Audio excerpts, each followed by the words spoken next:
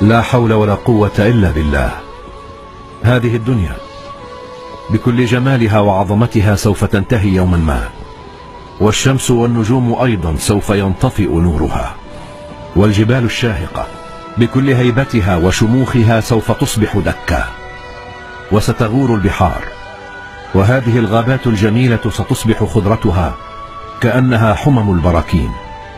عندها سيصبح الإنسان كالنملة التي غمرها الطوفان، يبحث عن مأمن له، يركض ويركض باحثا، يريد جنة المأوى، فلا يرى إلا جسرا بينه وبين جنة ربه، وهذا الجسر يمنعه من الوصول إلى هذه الجنة.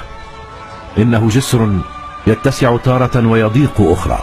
إننا نراه ملتويا تارة، وتارة أخرى شديد الانزلاق. إنه لعمري شديد الانزلاق. اعلموا أن أعمالنا في هذه الدنيا هي التي يوم القيامة تمد هذا الجسر أمامنا فتجعله مستويا أو ملتويا. أما جسر حكام الجور فسوف يكون أدق من الشعرة، ويزداد انزلاقا لحظة بعد لحظة.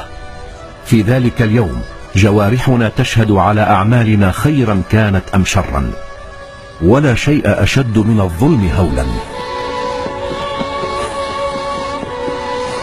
أنا عازم على محاربة الرياء، لأن الرياء يدخل الميدان بلباس الدين والتقوى. هو عملة ذات وجهين، وجه نقش عليه اسم الله، والآخر نقش عليه اسم الشيطان. عامة الناس يرون وجه الله، وأهل العلم يرون وجه الشيطان.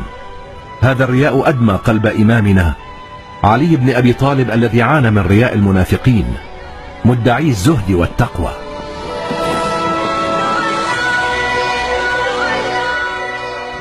وأما بنعمة ربك فحدث.